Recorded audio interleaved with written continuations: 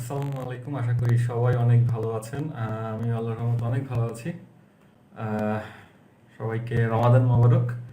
So অনেক দিন video করা হয় না, সো আমি আজকে ওয়ার্ডপ্রেসের খুবই সিম্পল একটা প্রবলেম নিয়ে কথা বলবো। আমরা খুবই কমন একটা প্রবলেমে ভুগি, সেটা হচ্ছে যে যে মেইলটা থাকে আসলে ওয়ার্ডপ্রেসে, এই মেইলটা চেঞ্জ করা নিয়ে অনেকে অনেক প্লাগইন ব্যবহার করে, অনেক ডেটাবেস থেকে চেঞ্জ করে, এটা সেটা করে, অনেক কাহিনী করা হয় এটা থেকে, বাট খুবই সিলি একটা জিনিস, সেটা খুবই সহজেই সমাধান করা সম্ভব।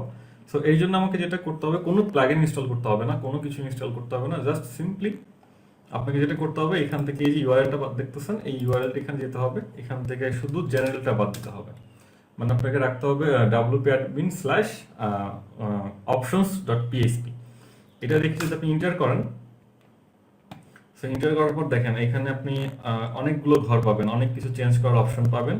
সো যেটা সহজ হয় সেটা হচ্ছে আপনি এখানে সার্চ করেন, ব্রাউজার যেটা কন্ট্রোল এফ দিয়ে যে সার্চের অপশন চলে আসবে।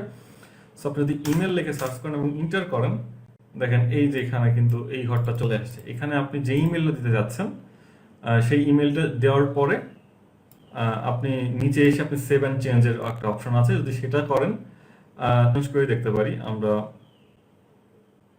উপরে যাই, এটা থেকে এখানে আমি আমাদের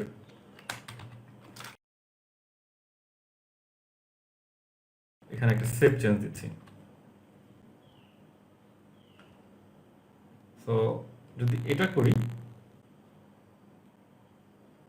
সো দেখা যাবে যে আমি যদি আবার জেনারেলে আসি, জেনারেল আসার পর কিন্তু দেখবো যে আমাদের মেইলটা চেঞ্জ হয়ে গেছে। যদি এইটা যদি আমরা এভাবে না করতাম, আদারওয়াইজ কিন্তু আমাদের মেইলে কনফার্মেশন একটা নোটিফিকেশন যেত, একটু কাহিনী করতে তো একটু সময় নষ্ট হতো। এটাই সহজ মাধ্যম, যেটা আপনি খুবই সহজে করতে পারবেন কোনো প্লাগইন ইনস্টল করা ছাড়া। সো আশা করি সবাই বুঝতে পেরেছেন এবং আপনাদের কাজে লাগবে আশা করি। তো সবাই ভালো থাকবেন। আসসালামু আলাইকুম।